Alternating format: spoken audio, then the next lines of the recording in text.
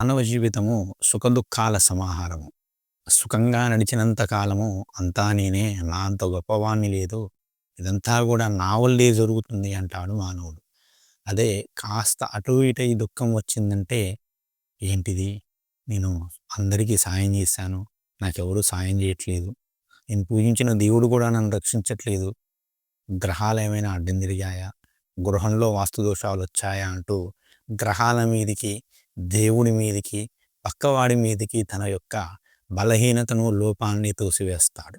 ఇది చాలా తప్పు అంటున్నాడు పరమాత్మ. ఎందుకంటే ఈ లోకంలో నిన్ను ఎవ్వడూ అధపాతాళంలో పడవేయలేడు. అదేవిధంగా నిన్నెవ్వడూ ఉన్నతమైనటువంటి స్థితిలోకి లాగలేడు. ఎందుకంటే నీకు నువ్వే మిత్రుడు, నీకు నువ్వే శత్రువు అంటూ ఉన్నాడు పరమాత్మ. పరమాత్మ 6వ అధ్యాయంలో చెప్పినటువంటి ఈ అద్భుతమైన శ్లోకాన్ని ప్రతిరోజు మననం చేసుకుంటూ, దాని అర్థాన్ని మనసులో ఉంచుకుంటే, జీవితంలో ఎంత కష్టం వచ్చినా కూడా దృఢంగా నిలబడడం ఎలాగో తెలుస్తూ ఉంటుంది. మనకెవ్వరు సాయం లేరు అని నీరసించిపోయేటువంటి స్థితి రాదు. చాలామంది నీరసించిపోతూ ఉంటారు. డిప్రెషన్‌లోకి వెళ్ళిపోతూ ఉంటారు. ఓవర్ థింకింగ్ చేస్తూ ఉంటారు. ఆత్మహత్యలు చేసుకునేది కూడా దీనివల్ల. నాకెవరు సాయం చేయలేట్లేదు.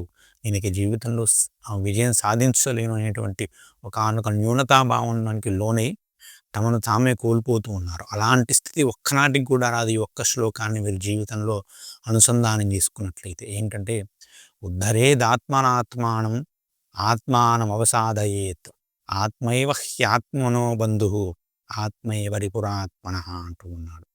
ఈ లోకంలో ఆత్మైవ హ్యాత్మనో బంధుః, తనకు తానే మిత్రువు. ఆత్మైవ రిపురాత్మనః, వాడికి వాడే శత్రువు తప్ప మరొకడు ఎవడో వచ్చి నిన్ను కాళ్ళు పట్టి వెనక్కు లాగి కింద పడవేయలేదు. మరొకడు చేయి ఇచ్చి నిన్ను పైకి లాగేది లేదు. కాబట్టి నిన్ను నువ్వే ఉద్ధరించుకోవాలి. నీవు నిన్ను ఉద్ధరించుకోకుండా నీపై నువ్వు అశ్రద్ధ వహిస్తే నీవు పాతాళంలోకి పడడానికి కూడా కారణం నీవే అవుతున్నావు. ఉద్ధరేనాత్మనాత్మానం, నువ్వే ఉద్ధరించుకోవాలి. ఆత్మానం అవసాదయేత్, ఆ విషయంలో నిన్ను నీవు ఉద్ధరించుకునేటువంటి విషయంలో సోమరితనాన్ని, బద్ధకాన్ని, అలసత్వాన్ని ప్రదర్శించకూడదు అంటూ పరమాద్భుతమైనటువంటి రహస్యాన్ని పరమాత్మ చెబుతూ ఉన్నాడు. సమస్యల నుంచి నువ్వు పారిపోకు. నిన్ను బయటపడేయడానికి ఎవడూ రాడు. నీవే ప్రయత్నం చేస్తాను. నేను విజయం సాధిస్తాను. ఒకవేళ ఈ ప్రయత్నంలో విజయం సాధించకపోతే మరొకసారి ప్రయత్నం చేస్తాను. మరొకసారి ప్రయత్నం చేస్తాను. విజయం సాధించే వరకు ప్రయత్నం చేస్తాను గానీ, ప్రయత్నాన్ని మాత్రం విడవను అని ఎవడైతే దృఢంగా నిర్ణయం తీసుకొని ముందుకు సాగుతాడో, వాడికి ఎవ్వడూ సాయం చేయవలసినటువంటి అవసరం లేదు. వాడి జీవితంలో అనుక్షణము, ప్రతిక్షణము విజయం సాధిస్తూనే ఉంటాడు అని పరమాత్మ చెబుతూ ఉన్నాడు. ఎంత గొప్ప విషయం అండి! మనల్ని మనం మోటివ్ చేసుకోవాలి గానీ, వేడెవడో వచ్చి మనల్ని ఎందుకు మోటివ్ చేస్తారు? నీకు నువ్వే శత్రువు అని కూడా చెబుతూ ఉన్నాడు. ఎవరో ఓడించరు, నీ ఇంద్రియాలు నిన్ను ఓడిస్తాయి. స్వాధీనంలో ఉన్నటువంటి ఇంద్రియాలే మనకు మిత్రులు. స్వాధీనంలో లేనటువంటి ఇంద్రియాలే మనకు శత్రువులు అని కూడా చెబుతూ ఉన్నాడు. ఇక్కడ చూడండి, ఓవర్ థింకింగ్ చేసేది ఎవరండి? అతిగా ఆలోచించేది. ఒక పనిని చేయాలంటే కొంచెం ఆలోచన చేయాలి. ఆలోచన లేకుండా పని చేయలేము. కానీ ఓవర్‌గా థింకింగ్ చేయకూడదు. అతిగా ఆలోచన చేసేది ఎవరండి? మన ఇంద్రియాలే కదా! మన మనస్సే కదా! ఆ మనస్సును అదుపు చేసుకొని, అయితే నేను దాన్ని సరిగ్గా ఎదుర్కొంటాను అనేటువంటి అదుపులో నువ్వు ఇంద్రియాలను పెట్టుకుంటే, ఆ ఓవర్ థింకింగ్ అనేది నీకు పాజిటివ్‌గా మారిపోతుంది కదా! ఆ ఓవర్ థింకింగ్ కూడా నీకు, ఆ భయం కూడా హెల్తీ ఫియర్ అంటారు కదా! హెల్తీ ఫియర్ లాగా మారిపోతుంది ఇంద్రియాలని అదుపులోకి వచ్చినట్లయితే. ఓవర్‌గా ఫోన్ చూసేది ఎవడండి? ఎక్కువగా ఫోన్ చూసి నేటి కాలంలో యువతంతా కూడా చెడిపోయేది దీనికే కదండీ!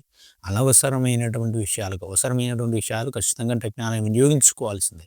కానీ ప్రతిరోజు, ప్రతి నిమిషము ఫోన్ చూడడమేనా? ఎవరెస్ట్ శిఖరం అంత దాదాపు 4 ఎవరెస్ట్ శిఖరాలంత పొడవు ఒక నెలలో యువత స్క్రోల్ చేస్తున్నారట. అంత అవసరమా? టెక్నాలజీని వినియోగించుకుందాం. మంచికి వినియోగించుకుందాం. కానీ చెడుకు ఇలా అతిగా ఓవర్‌గా ఫోన్ చూసి మనల్ని మనం పాడు చేసుకుంటూ, మళ్ళీ సమస్యలొచ్చినప్పుడు నన్నెవడు ఉద్ధరించలేదు. సమస్యలకు కారణం ఏమిటి అని దుఃఖించడం ఎందుకు? డిప్రెషన్‌లోకి వెళ్ళిపోవడం ఎందుకు? మనల్ని మనం అదుపు చేసుకుంటే ఫోన్ మీద నేను ఒక గంట సేపు ఫోన్ చూస్తాను. ఈరోజు ఈ సమయంలో నేను ఫోన్ చూడడానికి పెట్టుకుంటాను అని ఒక ప్రణాళికాబద్ధంగా ఎవడైతే ఉంటాడో, వాళ్ళ జీవితంలో ఖచ్చితంగా విజయం సాధిస్తాడు. గుండె గూడా ఇలా పైకి వెళ్తుంది, ఇలా వస్తుంది, ఇలా ఏస్తుంది, ఇలా వస్తుంది. అంతే, అలా ఉంటేనే గుండె సరిగ్గా పనిచేస్తుంది అన్నట్టు అర్థం. ఇలా చక్కగా ఒక లైన్ వచ్చిందనుకోండి, ఏంటి? నా గుండె పని చేయట్లేదు అని అర్థం.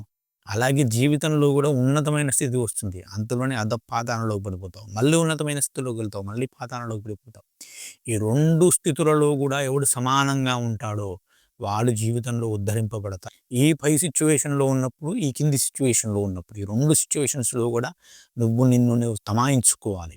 ఇది ఎలా వచ్చింది? ఇంత హై సిట్యుయేషన్‌లో నేను ఎలా ఎళ్ళాను? ఉన్నతమైనటువంటి విజయాలు ఎలా సాధించాను? లో సిట్యుయేషన్స్‌లోకి ఎలా పడిపోయాను? దీనికి కారణం ఏమిటి? దానికి కారణం ఏమిటి? అంటే నువ్వు విశ్లేషణ చేసుకోవాలి. ఇలా విశ్లేషణ చేయాలంటే ఏం కావాలి? ఇంద్రియాల మీద పట్టు కావాలి. అలా కాకుండా ఇంద్రియాలు ఎటు చెప్తే అటు వెళ్ళేవాడు తన గమ్యాన్ని చేరుకుంటాడా? గుర్రానికి దారి మనం చూపిచ్చి, దానిని మన అదుపులో పెట్టుకుంటే మనం చేరాల్సిన గమ్యానికి చేరుకుంటాం గానీ, గుర్రం ఎటు తీసుకెళ్తే అటు వెళ్ళేవాడు ఏ గుంటలోనో పడిపోతాడు. కానీ ఒక్కనడిగి గమ్యాన్ని చేరడు.